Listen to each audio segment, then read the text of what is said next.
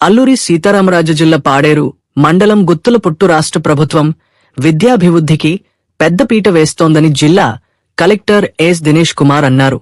ప్రభుత్వం అందిస్తున్న విద్యా పథకాలను ప్రతి ఒక్కరూ సద్వినియోగం చేసుకుని గిరిజన విద్యార్థులు ఉన్నత స్థానాలను అధిరోహించాలన్నారు. ప్రభుత్వ గిరిజన సంక్షేమ ఆశ్రమ పాఠశాలలో సర్వశిక్షాభియాన్ ఏర్పాటు చేసిన మెగా టీఎం 2.0 కార్యక్రమానికి జిల్లా collector S Dinesh Kumar, SP జిల్లా SP Amit Bardar, Paderu sub collector Shaurya Man Patel, మాజీ శాసనసభ్యులు గిడ్డి ఈశ్వరితో కలిసి జ్యోతి ప్రజ్వలన చేసి తల్లిదండ్రులు, ఉపాధ్యాయులు కార్యక్రమాన్ని ప్రారంభించారు. ఇంతమంది పేరెంట్స్ ఒక మీటింగ్కి హాజరయ్యడం ఇది చరిత్రలో ఫస్ట్ అని చెప్పడం జరిగింది. చాలా సంతోషము. ఎందుకంటే పిల్లలు చదవడంలో పేరెంట్స్ ఉత్సాహం చాలా చాలా ఇంపార్టెంట్. వాళ్ళ భాగస్వామ్యం ఉండాలని కోసమే రాష్ట్ర ప్రభుత్వం, గౌరవ ముఖ్యమంత్రి వారిలు, గౌరవ ఉప ముఖ్యమంత్రి వారిలు పవన్ కళ్యాణ్ గారు, మరియు ఎడ్యుకేషన్ శాఖ మంత్రి గౌరవ లోకేష్ గారు, వాళ్ళందరూ కూడా వాళ్ళు లీడర్షిప్లో ఈ మెగా పీటీఎం ఇవాళ ఒక గిన్నెస్ వరల్డ్ రికార్డ్ చేయడం జరిగింది. దాదాపుగా 2 crores కంటే పైన ఒక పిల్లలు, పేరెంట్స్, టీచర్స్ అందరూ కూడా ఒక చోట్ల గ్యాదర్ అయ్యి, వివిధ స్కూల్స్లో గ్యాదర్ అయ్యి స్టేట్లోనే ఒక పెద్ద కాంగ్రిగేషన్ మీటింగ్స్ ఇది అని ఒక వరల్డ్ రికార్డ్ కూడా చేయడం జరుగుతుంది. ఈ సమావేశంలో ఎస్పెషలీ పేరెంట్స్ చాలా మంచిగా పార్టిసిపేట్ చేశారు. టీచర్స్ అండ్ పేరెంట్స్ ఒక్కొక్కరు సెపరేట్గా కూర్చోపెట్టేసి పిల్లలకు ఉంటున్న వాళ్ళకు ఉంటున్న నైపుణ్యాలు ఎలా ఉంటుంది, వాళ్ళకున్న పర్ఫార్మెన్స్ ఇన్ వివిధ సబ్జెక్ట్స్ ఎలా ఉంటుంది, దాని గురించి చాలా డీటెయిల్ డిస్కషన్ చేయడం జరిగింది.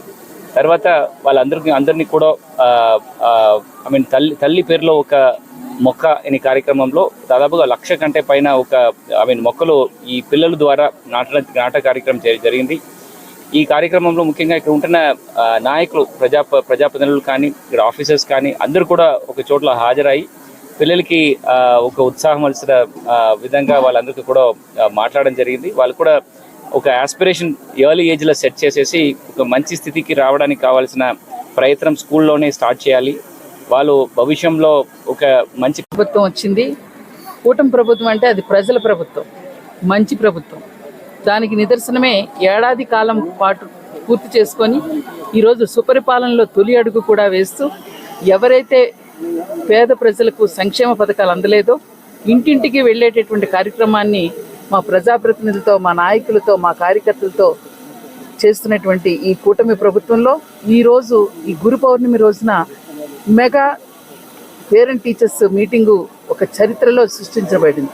ముఖ్యంగా గౌరవనీయులైన ముఖ్యమంత్రి చంద్రబాబు నాయుడు గారు, డిప్యూటీ సీఎం పవన్ కళ్యాణ్ గారు ప్రధానంగా ఇటువంటి రిఫార్మ్స్ని తీసుకోవడం, సంస్కరణలు తీసుకొని వచ్చేటటువంటి గొప్ప ముందు చూపున్నటువంటి భవిష్యత్తు గురించి ఆలోచించేటటువంటి విద్యాశాఖ మంత్రివర్యులు నారా లోకేష్ గారు తీసుకున్నటువంటి ఈ సంస్కరణకు నిజంగా మేమంతా కూడా గర్వపడుతున్నాం. ఎందుకంటే ముఖ్యంగా మా గిరిజన ప్రాంతం అల్లూరి సీతారామరాజు జిల్లా. ఇది మిగతా జిల్లాల్లో చిన్న జిల్లా అని చెప్పుకోవచ్చు, కానీ భౌగోళికంగా చాలా పెద్దది. మరీ ముఖ్యంగా విద్యలో వచ్చేటప్పటికల్లా మా గిరిజన ప్రాంతాల్లో దాదాపుగా రంపచోడవరం నుంచి ఇటు అరకు వరకు చూసుకుంటే 3 ITDAలు ఉన్నాయి. పాడేరు కానీ, రంపచోడవరం కానీ, చింతూరు కానీ. ఇంత పరిధి గలటువంటి ఈ ప్రాంతానికి నిజంగా మా అదృష్టం.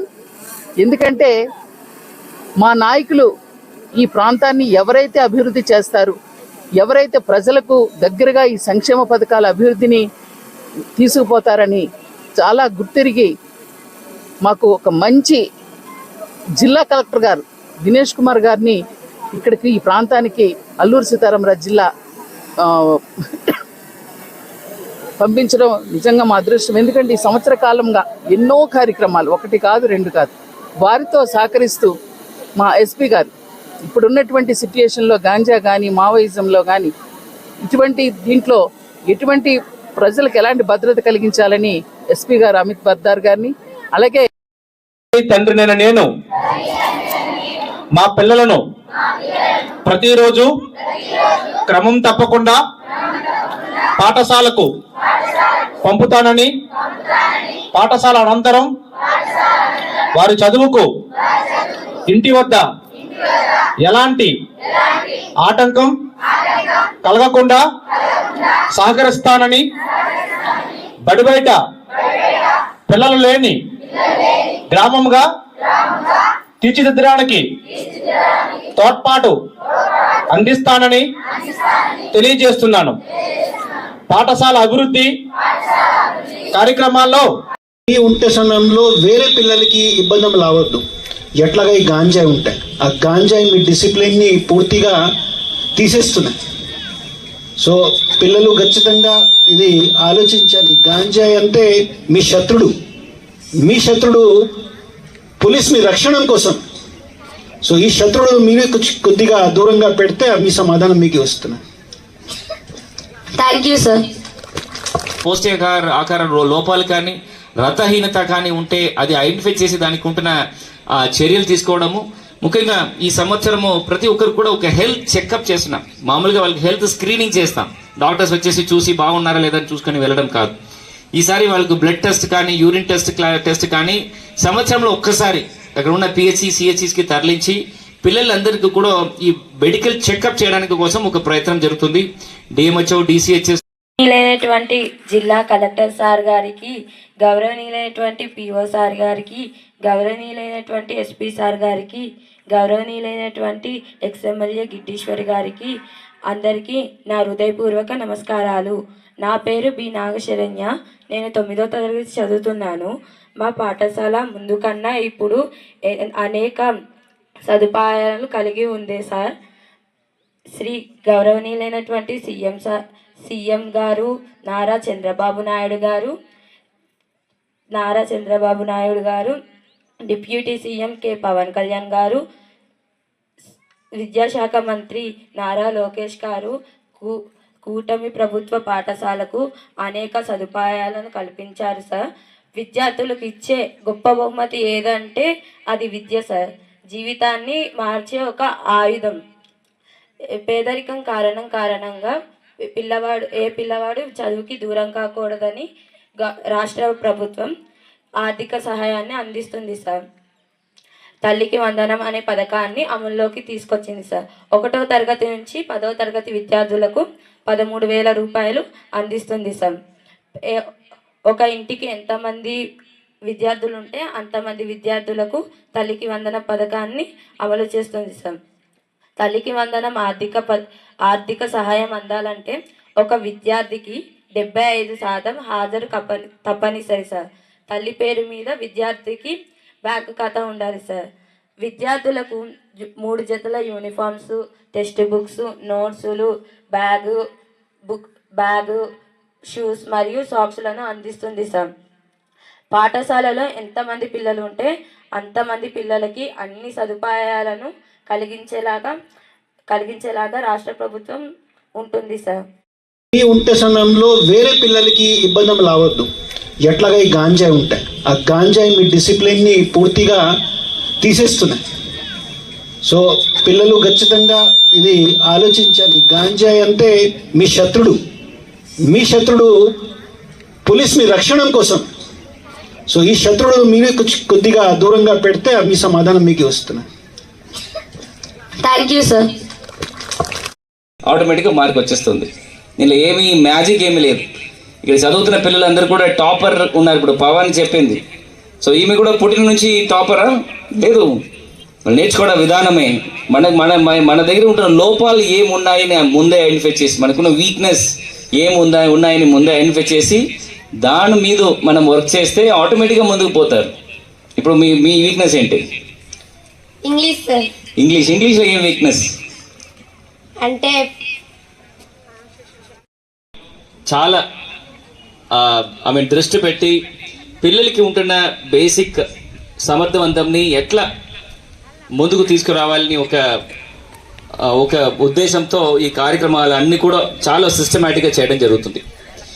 ఈ అన్ని కార్యాలు అంటే ఎస్పెషలీ మన గిరిజన ప్రాంతంలో చూస్తే 80% పిల్లలు కూడా ఇట్లాంటి రెసిడెన్షియల్ వెల్ఫేర్లో ఉంటారు.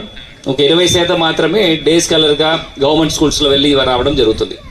ఇదే మైదాన ప్రాంతంలో చూస్తే ఒక 20% మాత్రమే రెసిడెన్షియల్లో ఉంటారు. మెజారిటీ ఇంటికి వెళ్ళి వచ్చిన పరిస్థితి ఉంటుంది. ఈ ప్రాంతంకి ఉంటున్న ఈ యూనిక్నెస్ ఇది దీనిలో రెండు ఉన్నాయి. ఒకటి పేరెంట్స్తో వాళ్ళు స్పెండ్ చేసిన టైం తక్కువ ఉంటుంది. ఇక్కడ టీచర్స్ అండ్ ఇక్కడ ఉంటున్న వార్డెన్ అండ్ ఫ్రెండ్స్తో మీరందరూ కూడా స్పెండ్ చేసిన టైం ఎక్కువ ఉంటుంది మిగిలిన పిల్లల కంటే. సో దానివల్ల చాలా తేడాలు ఉన్నాయి. దీనికి ముందు నేను ప్రకాశం జిల్లాలో ఉన్నాను, ఇప్పుడు ఇక్కడ జిల్లా కలెక్టర్గా వచ్చాను. ఆ పిల్లలకి మీ పిల్లలకి ఇక్కడ ఉన్న పిల్లలకి చాలా తేడాలు ఉన్నాయి. ఎస్పెషల్లీ పిల్లలందరూ కూడా ఇక్కడ చాలా చక్కటిగా ఒక క్రమశిక్షణతో ఒక మాట చెప్తే అది విని అది అన్ని కూడా ఫాలో చేయడంలో చాలా చక్కగా చేయడం జరుగుతుంది. దానికి ఒక ముఖ్యమైన నిదర్శనము మనం గతంలో జరిగిన ఈ అరకులో మనం చేసిన ఒక వరల్డ్ రికార్డ్ కానీ 108 సారి సూర్య నమస్కారాలు చేశారు. ఒక్క పిల్లలు కూడా నేను చెయ్యను, నా వలన కాదు, నేను ఎవరు చేయకుండా ప్రతి ఒక్కరు కూడా ప్రయత్నించి అదన్నీ కూడా చాలా ఒక సక్సెస్ఫుల్గా చేయడం జరిగింది. తర్వాత మన ప్రధాని మన నరేంద్ర మోడీ గారు వచ్చిన తరుణంలో కూడా మీ అందరూ కూడా ఇక్కడ నుంచి 27 వేల మంది ఒక 500 బస్సెస్లో వెళ్ళి ఒక రోజు అక్కడ ఉండి మనం గిన్నెస్ రికార్డ్ చేసి మళ్ళీ ఒక రోజు అక్కడ 3 లక్షల మందితో మనం ఈ యోగా కార్యక్రమం చేసి రావడం జరిగింది. సో ఇట్లాంటి ఒక పెద్ద ఎత్తున లాజిస్టిక్స్ ఉంటున్నప్పుడు పేరెంట్స్ మధ్యలో కానీ టీచర్స్ మధ్యలో కానీ పిల్లల మధ్యలో కానీ ఎట్లాంటి ఒక రిమార్క్స్ కానీ ఎట్లాంటి ఒక ఇష్యూస్ లేకుండా చాలా చక్కటిగా చేయడానికి ముఖ్య కారణాలు మన పిల్లల దగ్గర ఉంటున్న ఒక క్రమశిక్షణాలే. వాళ్ళు కూడా ఒక డిసిప్లిన్, ఒక పట్టుదల, ఒక ఫోకస్ ఎవరికి లేదు. ఇట్లాంటి మంచి పిల్లలు ఒక రిసోర్స్గా ఒక వెల్త్గా మనం ఉంటున్నప్పుడు వాళ్ళు ఎందుకు చదవడంలో ముందుకు రావట్లేదు? వాళ్ళకున్న బేసిక్ ఈ ఫౌండేషన్ స్కిల్స్, బేసిక్గా మనం ఉంటున్న ఈ లెక్కల్లో కానీ మనకున్న లాంగ్వేజ్లు కానీ ఎందుకు భాగస్వామ్యం చేయవలసినది ఎవరు అంటే టీచర్స్. వీళ్ళు ఎవరు లేరు ఇక్కడ. అధికారులు కానీ ఇక్కడ ఉన్న నాయకులు కానీ పేరెంట్స్ కానీ పిల్లలు కానీ ఎవరు చేయలేదు. ఇది ఓన్లీ విత్ ద టీచర్స్ మాత్రము నా పిల్లల్లో మీ క్లాస్ రూమ్స్లో ఉంటున్న ఒక 20-30 పిల్లల్ని ఎట్టి పరిస్థితిలో వాళ్ళకి